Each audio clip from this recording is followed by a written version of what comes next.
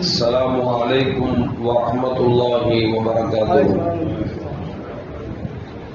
الحمد لله رب العالمين، والصلاة والسلام على أشرف المرسلين وعلى آله وأصحابه وأزواجه وذرياته وأهل بيته أجمعين.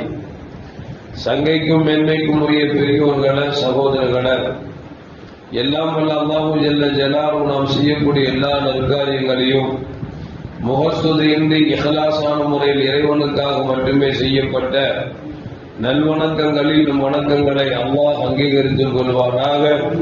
நாம் செய்யக்கூடிய வியாபாரங்களிலும் தொழில்துறைகளிலும் நஷ்டம் இல்லாத ஹலாலான முறையில் நிரம்ப லாபத்தை பெற்று லாபகரமான வாழ்க்கை கொண்டு தம் தேவைகளையும் தேவை உடையவர்களின் தேவைகளையும் நிறைவேற்றக்கூடிய நல்ல பொருளாதாரத்தையும் உள்ள விசாலத்தையும் அல்லாஹ் நம் அனைவர்களுக்கும் வழங்கி அருள்வானாக.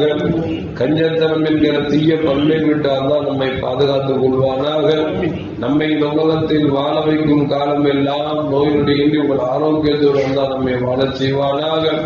அந்த ஆரோக்கியமான வாழ்க்கையை கொண்டு அல்லாஹ் ரசூலை நெருங்கக்கூடிய அனைத்து நல்ல முறைகளையும் புரியக்கூடிய நல்ல முத்தகீன்களின் கூட்டத்தில் அல்லாஹ் நம்மை ஆக்கி அருள்வானாக. திடீர் மரணங்களை விட்டும் தீய மரணங்களை விட்டும் நம்மையும் நம் குடும்பத்தையும் நம் சமூகத்தையும் அல்லாஹ் முழுமையான முறையில் பாதுகாத்துக் கொள்வானாக. மருத்துவமனையில் செலவினங்களை விட்டும் வேதனைகளை விட்டும் அல்லாஹ் நம்மை காத்தருள்வானாக. நம்மில் யாரெல்லாம் நோயால் பாதிக்கப்பட்டு வீடே கதி என்றும் ஆசுபத்திரியை கதி என்றும் அல்லல் பட்டும் அவதியுற்றும் வருகிறார் அத்தனை மக்களுக்கும் வெகு விரைவில் நோயை போக்கி உடல் ஆரோக்கியத்தை வழங்குவதோடு அவர்களுக்கு கூட ஒரு குடும்பத்திற்கும் சமூகத்திற்கும் நல்ல பலன் தரக்கூடிய மக்களாக ஆக்கி அருள்வானாக. நாம் இந்த உலகத்தில் வாழ்ந்து வருகிற நேரத்தில் லா இலாஹ இல்லல்லாஹ் முஹம்மது ரசூலுல்லாஹ் என்ற கலிமாவை மொழிந்து ஜன்னத்துல் ஃபிர்தௌஸை கண்ணால் கண்டு அது மகிழ்ந்து சிரித்த வண்ணமாக மரணிக்கக்கூடிய நல்வாக்கியம் பெற்ற மக்களில் அல்லாஹ் நம்மை ஆக்கி அருள்வானாக. மரணித்தும் மரணிக்காத இறை சொல்லும் கூட்டத்தில் அல்லாஹ் நம்மை ஆக்கி அருள்வானாக. நாளை மறுமையில முத்து முஹம்மது ரசூலுல்லாஹி ஸல்லல்லாஹு அலைஹி வஸல்லம் அவர்களின் திருக்கரங்களால் ஹவ்லுல் கௌசர் என்கிற தடாகத்தில் நீர் கருகி அன்னாரின் ஷஃபாத்தை பெற்று அன்னாரின் கரம் பிடித்து ஜன்னத்துல் ஃபிர்தௌஸ் என்ற உயர்ந்த சொர்க்கத்தில் அவர்களோடு அல்லாஹ் நம்மை சங்கமிக்க செய்வானாக. எல்லாவற்றுக்கும் மேலாக இறை அன்பை பெற்று இறைவனை பார்த்து பரவசம் அடையக்கூடிய அவருடைய லிகாவையும் ரிலாவையும் பெற்ற மக்களில் அல்லாஹ் நம்மை ஆக்கி அருள்வானாக. அருமையான மூமின்களே, கண்மணி முஹம்மது ரசூலுல்லாஹி ஸல்லல்லாஹு அலைஹி வஸல்லம் சொல்வார்கள், அஸ்ஸதகத்து துத்ஃபியு கலப ரப்பி. தான தர்மம் இருக்கிறதே அது அல்லாஹ்வின் கோபத்தை தணிக்க செய்யும் என்றார்கள் கண்மணி முஹம்மது ரசூலுல்லாஹி ஸல்லல்லாஹு அலைஹி வஸல்லம்.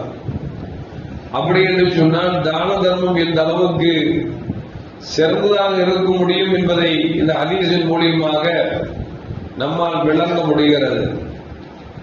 ஒரு கிராமத்தில் ஒரு பெண்மணி சிறந்த வாழ்க்கை வாழ்ந்து கொண்டிருந்தார்கள். கணவனுடன் 2 பெண் பிள்ளைகள் வாழ்ந்து கொண்டிருக்கிற சமயத்தில் திடீரென்று கணவர் மரணித்து விட்டார். 2 பெண் பிள்ளைகளை வைத்து வாழ்வதென்பது இந்த ஊரில் கடினமான ஒரு சிரமம் என்பதை விளங்கிக் கொண்டது பெண்மணி. இந்த ஊரில் இருந்தால் நம்முடைய பெண் குழந்தைகளுக்கு பாதுகாப்பு இருக்காது. எனவே அண்டை கிராமங்களில் சென்று நாம் நம்முடைய வாழ்வாதாரத்தை தேடிக்கொள்ளலாம் என்று சொல்லி அந்த பெண்மணிக்கு இருந்த ஊரை விட்டு பக்கத்து ஊருக்கு வருகிறார். வந்தால் கடும் குளிராக இருக்கிறது. 2 பெண் பிள்ளைகளையும் பிடித்துக் கொண்டு நடுநடுங்கிக் கொண்டு வருகிறார். ஒதுங்குவதற்கு இடமில்லை, சொந்த பந்தம் யாரும் இல்லை. குழந்தைகள் குளிரில் நடுங்குகிறார்கள் என்று சொல்லி அந்த 2 குழந்தைகளையும் பெண் பிள்ளைகளையும் ஒரு பள்ளிவாசலில் கொண்டு ஓரஞ்சரமாக உட்கார வைத்து விட்டு இரவில் உணவு தேவைப்படுகிறது, யாரிடத்தாவது கேட்கலாம் என்று சொல்லி அந்த பெண்மணி அப்படியே புறப்பட்டு வருகிறார். ஊரில் ஒரு பெரியவர், ஒரு முஸ்லிமானவர், அவர்கிட்ட போய், ஐயா இந்த மாதிரி எனக்கு பசிக்குது, எனக்கு 2 பெண் பிள்ளைகள், என் கணவர் மரணித்து விட்டார், இந்த ஊரில் வந்து ஏதாவது நாம் உணவை தேடி பிழைத்துக் கொள்ளலாம் என்று வந்தேன். கடும் குளிரின் காரணமாக என் 2 பெண் பிள்ளைகளையும் பள்ளிவாசல் வைத்துவிட்டு வந்திருக்கிறேன். உணவு தேவை, ஏதாவது கொடுங்களேன் என்று சொன்ன பொழுது அந்த ஊர் பெரியவர் முஸ்லீம் சொன்னார், நீ சொல்வது உண்மை என்றால் அதற்கு என்ன ஆதாரம் இருக்கிறது என்று கேட்கிறார். அந்த பெண் சொல்லுகிறார், நான் உயர்ந்த குடும்பத்து பெண், இதுவரைக்கும் யாரிடத்தில் கையேந்தவில்லை, யாரிடத்தில் யாசகம் கேட்டதில்லை, என் கணவர் மரணித்து விட்டார், வேறு வழி இல்லாமல் நான் இப்பொழுது ஊருக்கு வந்திருக்கிறேன், உண்ண உணவு கொடுங்கள் என்று கேட்கிறார். அந்த முஸ்லிம் சொல்லுகிறார், ஆதாரத்தை சொன்னால் தருகிறேன், இல்லை என்று சொன்னால் தரமாட்டேன் என்று சொல்லிவிட்டார். அந்த பெண்மணிக்கு மிகவும் பதபதைத்து போய் பசியோடு சென்று இன்னொரு இடத்துக்கு செல்கிறார். அங்கு போனால் மஜூசி, ஒரு இஸ்லாத்தை ஏற்றுக்கொள்ளாத மனிதன் இருக்கிறார். அவர்கிட்ட போய் நடந்த விஷயத்தை அந்த பெண்மணி சொல்லுகிறார்.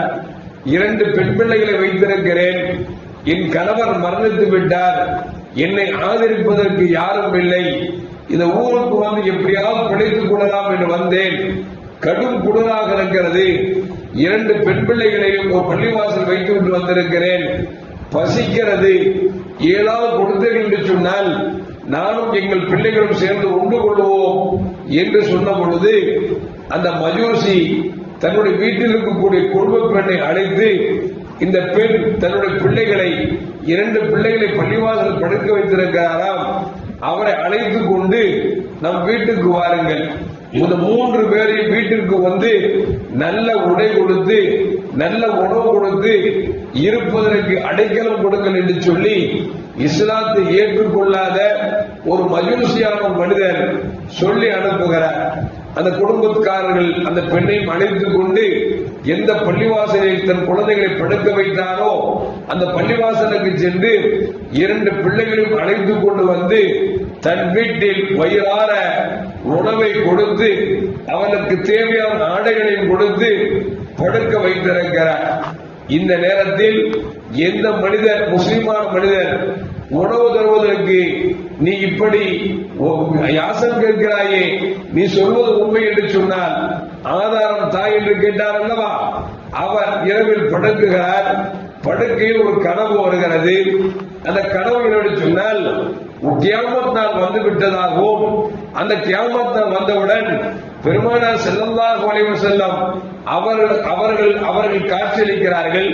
எல்லா மக்களும் புடைசூழ அமர்ந்திருக்கிறார்கள்.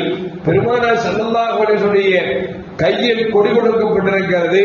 பெருமானார் ஸல்லல்லாஹு அலைஹி வஸல்லம் பக்கத்தில் ஒரு பச்சை நிற அழகான ஒரு மாடா மாளிகை, வைரம் வைடூரியங்கள் பதித்த தங்கத்தால் கட்டப்பட்ட ஒரு அழகான மாளிகை ஒன்று இருக்கிறது.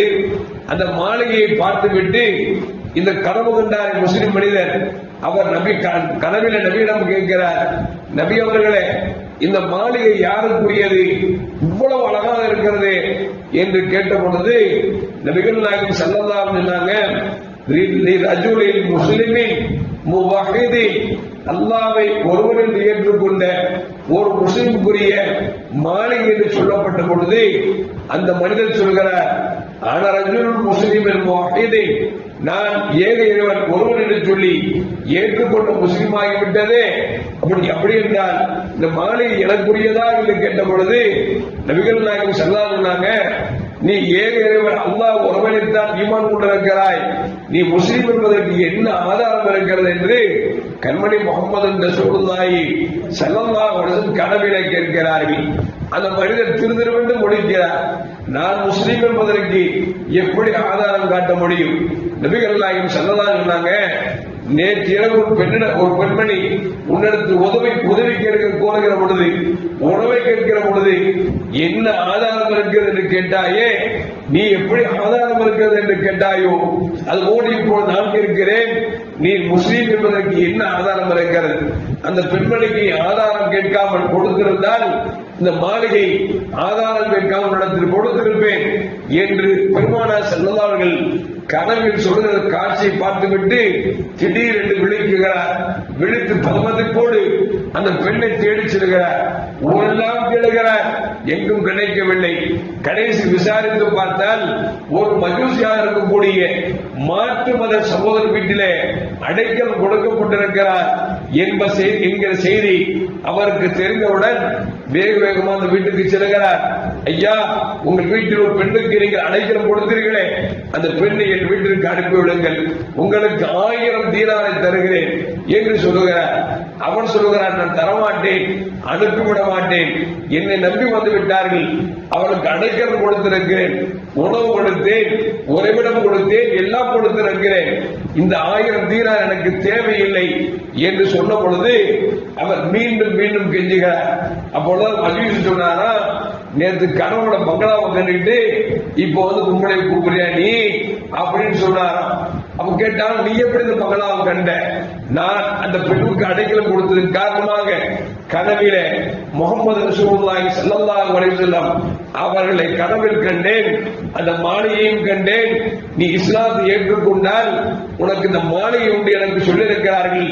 நானும் விழித்தெழுந்து அந்த பெண்ணை களிமா சொல்லிக் கொடுக்க சொல்லி அந்த பெண் எனக்கு களிமா சொல்லிக் கொடுக்க நான் இஸ்லாத்தை ஏற்றுக்கொண்டேன் என்று சொல்லி அந்த மஜூசி சொன்னார் என்கிற ஒரு நிகழ்வை கிதாபிலே எழுதியிருக்கிறார் என்று சொன்னார்.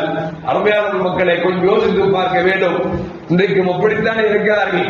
ஒரு முஸ்லிம் இன்னொரு முஸ்லிமிடத்துக்கு உதவி கேட்டால் நீ சொல்வதற்கு என்ன, நீ சொல்லக்கூடிய காரணம் உண்மை என்பதை நான் எப்படி நம்ப முடியும் என்று சொல்லி தட்டி கழிக்கிறார்கள். இதே ஒரு மாற்று மதத்தில் போய் கேட்டுவிட்டால் பாய் போய் சொல்ல மாட்டான் அப்படின்னு சொல்லி அவன் கேட்டதை கொடுத்துறான். என்ன அப்படின்னா, நம்ம மீது நமக்கே நம்பிக்கை இல்லாமல் இருக்கிறோம். ஆனால் அல்லாஹ் வஜ்ஜல்லாஹு இங்கே பாருங்க, அந்த பெண்மணிக்கு அடைக்கலம் கொடுத்ததன் காரணமாக அந்த குடும்பமே இஸ்லாத்துக்கு வந்தது மட்டுமல்ல, கனவில் நபியை காணுங்கள் பாக்கியம் கிடைத்திருக்கிறது என்று சொன்னால் இந்த தர்மம் தான் நாளை மறுமையிலே மனிதர் கொடூரமான வெயிலே அது நமக்கு நிழல் தரக்கூடிய மரமாக அமையும் என்று நபிகள் நாயகம் ஸல்லல்லாஹு அலைஹி வஸல்லம் நமக்கு சொல்லியிருக்கிறார்கள்.